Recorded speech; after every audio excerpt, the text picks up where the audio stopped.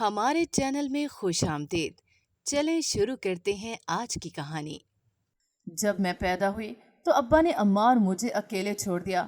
ابا نے اماں سے کہا کہ مجھے لڑکا چاہیے تھا اور تم نے تو لڑکی پیدا کر دی، مجھے لڑکی نہیں چاہیے، اس لڑکی کو اس گھر سے باہر پھینکو ورنہ میں گھر چھوڑ کر چلا جاؤں گا۔ تو اماں نے کہا کہ میں ایسا نہیں کر سکتی، میں اپنی بیٹی کو گھر سے باہر نہیں نکال سکتی، میں اپنی بیٹی پر ظلم نہیں کر سکتی۔ تو میری پھوپھی کہنے لگی تم اسے یتیم خانے میں چھوڑ دو، اس طرح تمہارا رشتہ بھی بچ جائے گا اور اس لڑکی سے تمہاری جان بھی چھوٹ جائے گی جو تم دونوں کے بیچ میں آ کھڑی ہوئی ہے۔ تو اماں نے کہا میری بیٹی ہم دونوں میں دراڑ نہیں بنی، میں اسے اپنے پاس ہی رکھوں گی اور میں اسے یتیم خانے بھی چھوڑ کے نہیں آؤں گی۔ ابا اماں کی یہ بات سن کے کہنے لگے کہ تو ٹھیک ہے، میں یہ گھر چھوڑ کر جا رہا ہوں، کرتی رہنا اپنی بیٹی کی پرورش اور اپنے جگر کے ٹکڑے کو ہمیشہ اپنے پاس لگا کے رکھنا، میں کبھی واپس لوٹ کر نہیں آؤں گا۔ ابا گھر چھوڑ کر چلے گئے۔ اماں ابا کی سوچ سے بہت حیرت ہوئی کہ ایک باپ ایسا کر سکتا ہے۔ میری پھوپھی نے کہا کہ اگر تم اس لڑکی کو یتیم خانے میں چھوڑ کر آتی تو میرا بھائی تمہارے پاس ہوتا، اب دیکھو گھر چھوڑ کر چلا گیا۔ اور پھوپھی نے بھی اماں سے منہ موڑ لیا اور ہم سے ناراض ہو گئی۔ گھر کی ساری ذمہ داری اماں پر آ گئی۔ اماں نے فیکٹری میں کام کر کے میری پرورش کی، خود بھوکی رہ کر مجھے کھانا کھلاتی۔ جب میں 10 سال کی ہوئی تو میں نے اماں سے کہا میں بھی آپ کے ساتھ فیکٹری چلوں گی۔ تو اماں نے کہا بیٹی تم ابھی چھوٹی ہو اور ویسے بھی تمہاری ابھی کھیلنے کی عمر ہے، یہ کام چھوڑو۔ میں نے اماں سے کہا اماں آپ تو کام پر چلی جاتی ہیں، پیچھے گھر میں اکیلی ہوتی ہوں، مجھے گھر میں ڈر لگتا ہے۔ تو اماں نے کہا کہ گھر میں کیسا ڈر؟ میں نے کہا کہ بس اماں اب میں بھی آپ کے ساتھ فیکٹری چل رہی ہوں۔ تو اماں نے کہا اب تمہاری ضد ہے تو ٹھیک ہے۔ اگلے دن میں اماں کے ساتھ فیکٹری گئی۔ فیکٹری کے لوگوں نے مجھے بھی کام دے دیا، اس طرح میں بھی اپنی اماں کے ہر مشکل میں کام آنے لگی۔ اب اماں کے پیسوں سے گھر کے اخراجات اور میرے پیسوں سے گھر کی بچت ہو جاتی تھی۔ گرمیوں کا موسم تھا کہ فیکٹری میں جب ہم جاتے تو وہاں پر ہر جگہ مجھے گرمی محسوس ہوتی، اس وجہ سے اماں کی طبیعت بھی خراب ہوتی جا رہی تھی۔ میں نے اماں سے کہا اماں آپ کام نہ کریں، آپ گھر بیٹھ جایا کریں، گرمیوں کے موسم میں آپ اپنی حالت بھی دیکھیں کس طرح نازک ہوتی جا رہی ہیں۔ تو اماں نے کہا میں اس طرح گھر میں نہیں بیٹھ سکتی، مجھے یہ گوارا نہیں کہ میری بیٹی سارا دن فیکٹری میں کام کرے اور میں گھر بیٹھ کر بس کھاؤں پیوں اور آرام کروں۔ اماں کی بس ضد تھی کہ میں کام پر جاؤں گی اور تم مجھے نہیں روکو گی۔ کچھ دنوں کے بعد جب میں صبح اٹھی تو اماں کی طبیعت بہت زیادہ خراب تھی اور اماں بیڈ پر لیٹی ہوئی تھی۔ جب میں نے اماں سے کہا کہ اماں آپ کی طبیعت مجھے خراب لگ رہی ہے، چلے ہم ڈاکٹر کو دکھاتے ہیں، تو اماں نے کہا بیٹی مجھے کچھ نہیں ہوا، تھوڑی دیر آرام کروں گی تو سب ٹھیک ہو جائے گا۔ ڈاکٹر بھی پیسے بٹورتے ہیں، اتنے پیسے ہمارے پاس کہاں سے آئے کہ ان کی اتنی بڑی فیسیں ادا کر سکے؟ تم خواہ پریشان ہو رہی ہو، تھوڑی ہی دیر میں ٹھیک ہو جاؤں گی، تم تیار ہو جاؤ، ہم دونوں فیکٹری چلتے ہیں، دیر ہو رہی ہے۔ تو میں نے اماں سے کہا کہ آج آپ کی طبیعت خراب ہے نا، نہ ہی میں جا رہی ہوں فیکٹری اور نہ ہی آپ کو جانے دوں گی۔ اماں نے کہا جب ہم فیکٹری ہی نہیں جائیں گے تو گھر کے اخراجات کیسے پورے ہوں گے؟ تمہیں تو پتہ ہے گھر کے حالات کا۔ تو میں نے کہا کہ ایک دن کام پر نہ جانے سے کچھ نہیں ہوتا، آج میں آپ کو ڈاکٹر کے پاس لے کر چلتی ہوں۔ تو اماں نے کہا بیٹی ڈاکٹر کے پاس جانے کی کوئی ضرورت نہیں۔ میں نے اماں سے کہا نہیں اماں ہم ابھی ڈاکٹر کے پاس جا رہے ہیں اور آپ مجھے نہیں روکیں گے۔ میں اماں کو لے کر ڈاکٹر کے پاس گئی۔ ڈاکٹر نے کچھ ضروری ٹیسٹ کیے اور کہا کہ کل آ کر ٹیسٹ رپورٹ لے جانا۔ میں اماں کو گھر لے آئی اور بیڈ پر لٹا دیا۔ اگلے دن میں ڈاکٹر سے ٹیسٹ رپورٹ لینے گئی تو ڈاکٹر نے جو الفاظ مجھے کہے میرے پاؤں کے نیچے سے زمین نکل گئی۔ ڈاکٹر نے مجھے کہا کہ آپ کی اماں کو کینسر ہے، کچھ ہی وقت ہے ان کے پاس۔ تو میں نے ڈاکٹر سے کہا کہ کیا مطلب کچھ ہی وقت ہے؟ تو ڈاکٹر نے کہا آپ اسے جتنا خوش رکھیں گی اس کی زندگی کے دن بڑھتے جائیں گے، لیکن اگر وہ پریشانی میں رہیں تو اس کی موت کا کچھ پتہ نہیں، اب خوشی ہی اس کی زندگی ہے، اور ہاں جتنا ہو سکے آرام کرنے دیں۔ تو میں نے ڈاکٹر سے کہا کہ ڈاکٹر کیا اس بیماری کا کوئی علاج نہیں؟ تو ڈاکٹر نے کہا ہاں آج تک اس بیماری کا علاج نہیں ہو سکا، بس اتنا ہے کہ کچھ وقت کے لیے ہم مریض کو کچھ دوائیاں دے کر سکون میں لے آتے ہیں، اس بیماری کا علاج آج تک کسی کے پاس نہیں۔ ویسے آپ کو ایک بار کسی بڑے ڈاکٹر سے جا کر چیک اپ کروانا چاہیے، ہو سکتا ہے کہ جو ہمارے پاس نہیں وہ ان کے پاس ہوں۔ تو میں نے ڈاکٹر سے کہا کہ ڈاکٹر اتنے پیسے میرے پاس کہاں سے آئے، میں کسی اچھے اور بڑے ہسپتال میں اماں کو لے کر جاؤں؟ تو ڈاکٹر نے کہا تو پھر آپ بس انہیں خوشی رکھیں اور زیادہ آرام کرنے دیں، میں کچھ دوائیاں دے رہا ہوں اور وقت پر دیتے رہنا، اگر اللہ نے چاہا تو سب ٹھیک ہو جائے گا۔ میں اماں کی ٹیسٹ رپورٹ گھر لے کر آئی تو اماں نے پوچھا کہ کیا ہے ٹیسٹ رپورٹ میں؟ تو میں نے اماں سے کہا کہ سب ٹھیک ہے، بس تھوڑی سی سستی ہے۔ تو اماں نے کہا میں نے کہا تھا نا کہ مجھے بس آرام کی ضرورت ہے۔ تو میں نے اماں سے کہا جی آپ کو آرام کی ضرورت ہے۔ اگلے دن میں اماں کو دوائیاں دے کر کام پر چلے گئی क्योंकि अगर मैं काम पर ना जाती तो अम्मा को दवाइयाँ कैसे लेकर देती। आहिस्ता आहिस्ता करके मैंने फैक्ट्री में ओवर टाइम लगाना शुरू कर दिया।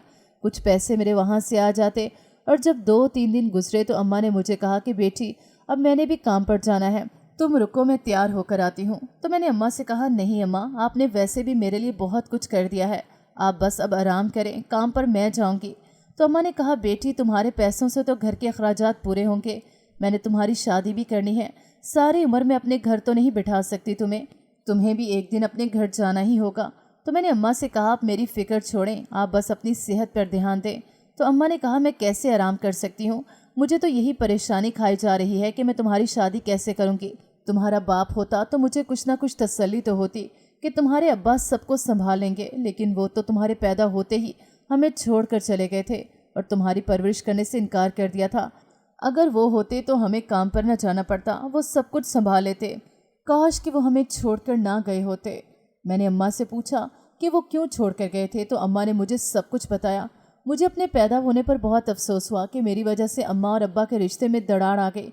अगर मैं पैदा ना हुई होती तो मेरी जगह अगर बेटा पैदा होता तो अम्मा अब्बा के साथ ऐसा ना होता और अम्मा को किसी भी चीज़ के लिए परेशानी ना होती। अम्मा ने कहा तुम अपने आप को कसूरवार ना समझना, सब कुछ अल्लाह के हाथ में होता है, इंसान के बस में कहाँ होता है। ये बात तुम्हारे अब्बा को समझनी चाहिए थी कि बेटी भी अल्लाह की रहमत होती है। मैंने अम्मा से कहा अम्मा आप बेफिक्र हो जाएं, अल्लाह हमारा ज़रूर साथ देंगे। अगर हमारी ज़िंदगी में दरबदर ठोकरें खाने रखी हैं तो कहीं पर हमारी ज़िंदगी में खुशियाँ भी लिखी होंगी। आप परेशान ना हो, मुझे काम के लिए देर हो रही है, आप बस आराम करें, मैं काम पर जा रही हूँ। शाम को जब मैं काम से वापस आई तो अम्मा मुझे गुस्से भरी नज़रों से देख रही थी। जब मैं अम्मा के पास गई तो मैं परेशान हो गई कि अल्लाह खैर करे, कोई तो ऐसी बात है जो अम्मा इतनी गुस्से में बैठी हैं। जब अम्मा के पास गई तो अम्मा के हाथ में अम्मा की टेस्ट रिपोर्ट थी। मुझे पता चल गया कि अम्मा को हकीकत का पता चल चुका है, लेकिन मैं हैरान थी कि अम्मा को पढ़ना नहीं आता, कैसे पढ़ सकती हैं। जब मैंने अम्मा से पूछा कि अम्मा क्या हुआ, तो अम्मा ने कहा इसमें क्या है, तुमने झूठ बोला था, मुझे कैंसर है, तुमने इतनी बड़ी बात मुझसे क्यों छुपाई। तो मैंने अम्मा से कहा अगर मैं आपको आपकी टेस्ट रिपोर्ट के बारे में सब बता देती तो आप परेशान हो जाती, और डॉक्टर ने मुझे कहा था कि आपको किसी भी हाल में परेशानी नहीं होनी चाहिए। इस वजह से मैंने आपकी टेस्ट की रिपोर्ट छुपा कर रख दी और आपसे झूठ बोला कि आपकी टेस्ट रिपोर्ट में सब ठीक है। तो अम्मा ने कहा हाँ, अगर मैं मर गई तो तुम किसके पास जाओगी, तुम्हारा तो मेरे सिवा कोई भी नहीं।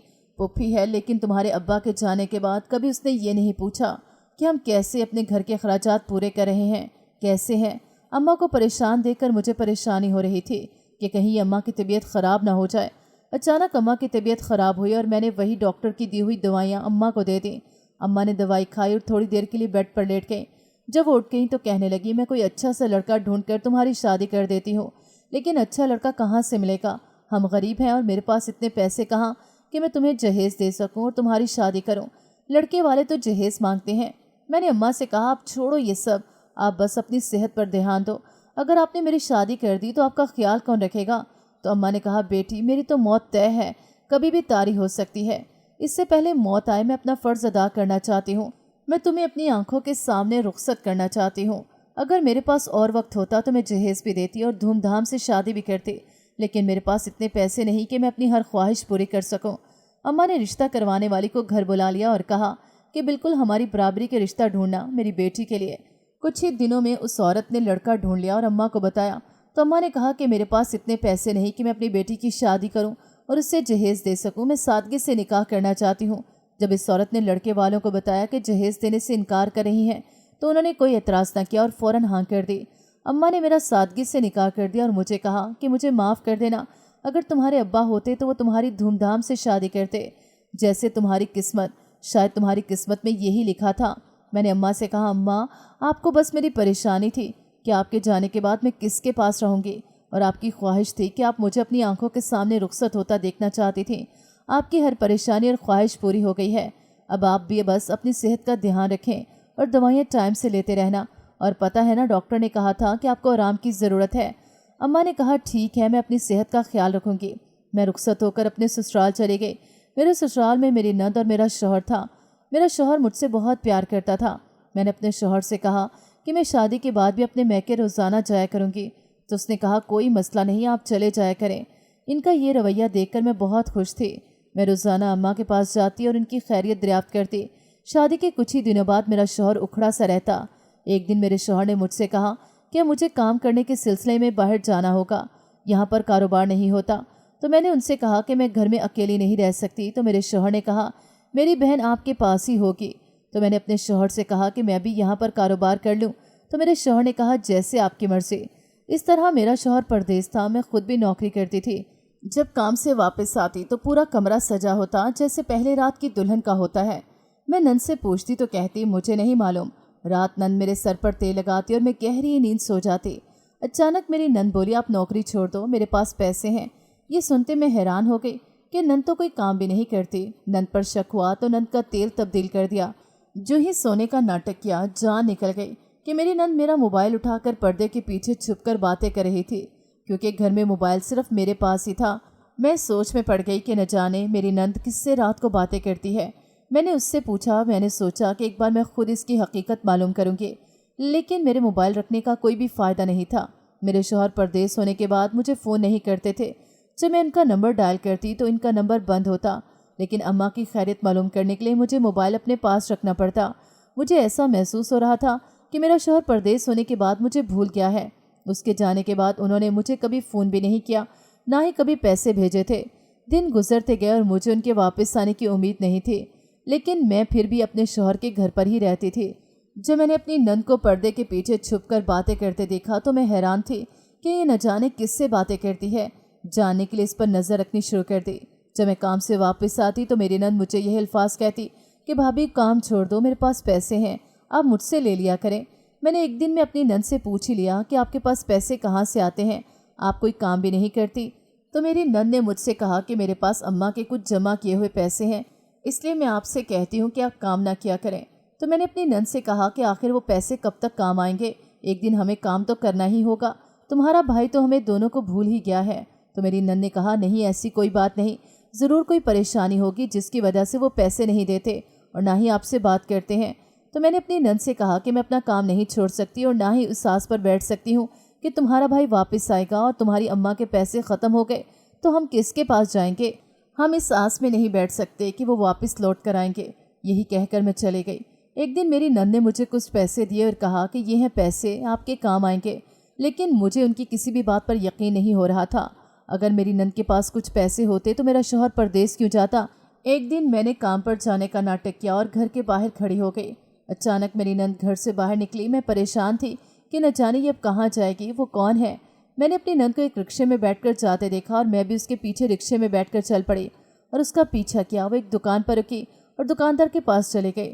دکاندار نے کچھ پیسے میری نند کو دیے تو پیسے لے کر گھر واپس آ گئی۔ میں پریشان تھی، اس نے اس دکاندار سے پیسے کیوں لیے اور دکاندار نے اس کو پیسے کیوں دیے۔ تو میں نے دکاندار سے جا کر پوچھا کہ یہ لڑکی آپ کے پاس کیوں آئی تھی اور آپ نے اسے کیوں دیے پیسے؟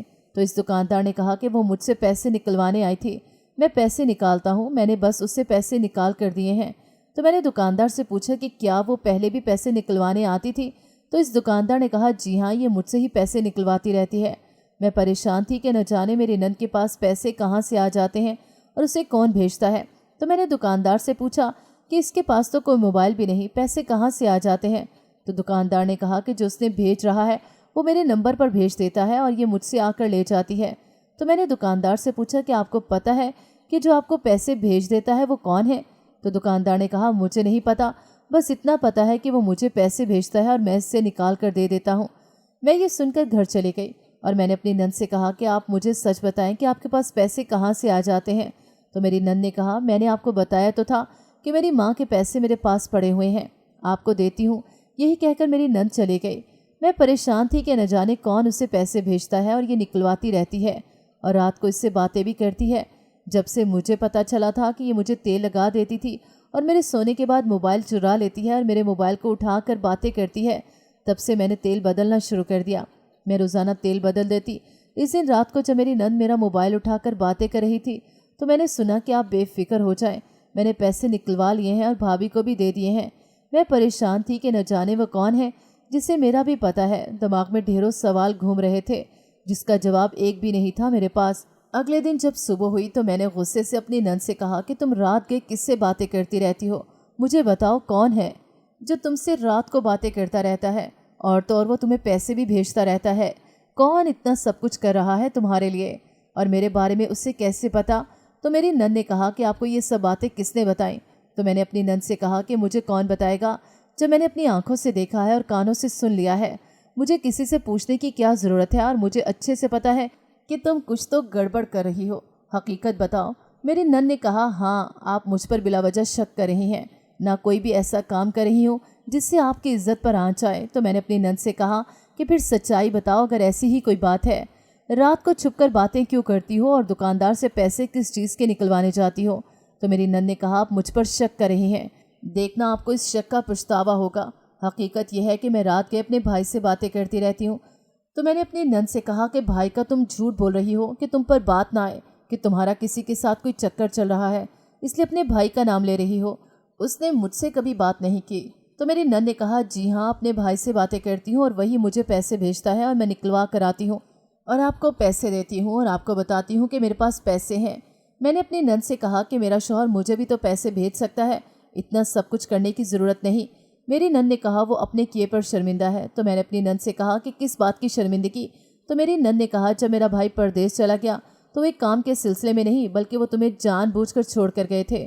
وہ آپ سے کوئی واسطہ نہیں رکھنا چاہتے تھے کیونکہ تم ایک غریب گھرانے سے تعلق رکھتی تھی، اور اس کا یہ گوارا نہیں تھا کہ وہ اپنے دوستوں کے سامنے یہ بتائے کہ تم اس کی بیوی ہو، اور اس بات کی وجہ سے وہ شرمندہ ہے۔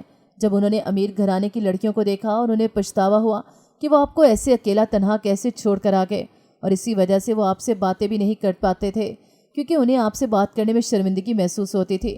تو میں نے ان سے کہا کہ تمہیں کیسے پتا کہ وہ اپنے کیے پر شرمندہ ہے؟ تو میری نند نے کہا جس دکاندار کے پاس میں اپنے پیسے نکلوانے جاتی ہوں، پہلے دن مجھے وہاں پر فون آیا تھا اور دکاندار نے مجھے کہا کہ تمہارے بھائی کا فون آیا ہے اور تم سے بات کرنا چاہتے ہیں۔ تو دکاندار نے مجھے بھائی کا نمبر ملا کر دے دیا اور میں نے بھائی سے بات کی۔ تو بھائی نے مجھے ساری سچائی بتا دی اور کہا کہ کیسے اپنی بیوی کے سامنے آؤں اور اس سے بات کروں، جبکہ میں اتنا بڑا دھوکہ دے کر وہاں سے نکلا تھا۔ تو میرے بھائی نے کہا کہ میں زیادہ کچھ نہیں لیکن اس کی پریشانی کو دور کر سکتا ہوں، میں تمہیں پیسے بھیجتا رہوں گا اور تم میرے پیسے اپنی بھابھی کو دے دیا کرو، اور اپنی بھابھی کو کہو کہ یہ کام چھوڑ دے تو تم اس سے پیسے دیتی رہو گی۔ میں نے ویسا کیا جیسا بھائی نے مجھے کہا، میں نے بالکل ویسا ہی کیا۔ تو میں نے اپنی نند سے کہا کہ وہ مجھ سے آ کر معافی بھی تو مانگ سکتے تھے۔ تو میری نند نے کہا کہ آپ سے معافی کس منہ سے آ کر مانگتے؟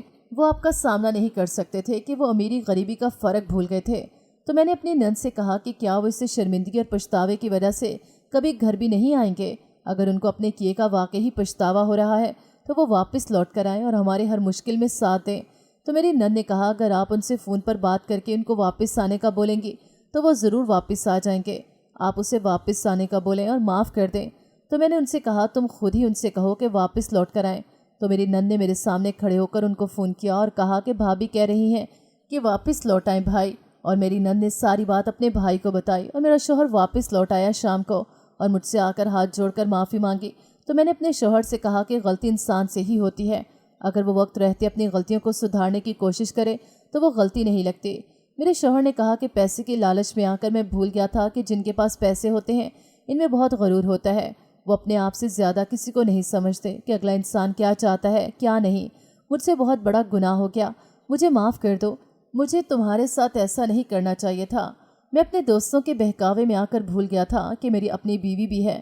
خدا کا کرشمہ دیکھو کہ جو انسان ہوا میں اڑنے کی کوشش کرتا ہے لیکن اس کے پر ٹوٹ کر نیچے گرتے ہیں اور وہ منہ کے بل گرتا ہے۔ خوشیاں پیسوں سے نہیں خریدی جاتی بلکہ اخلاق اور جذبات کا ہونا بھی ضروری ہوتا ہے، جو امیروں میں نہیں ہوتا۔ تم اگر چاہتی تو مجھے چھوڑ کر جا سکتی تھی لیکن نہیں، تم نے میرا انتظار کیا۔ تو میں نے اپنے شوہر سے کہا کہ آپ میرے شوہر ہیں، ایک لڑکی کا اپنے شوہر کے گھر کے علاوہ اور کوئی گھر نہیں ہوتا، میں یہاں سے کہاں جاتی؟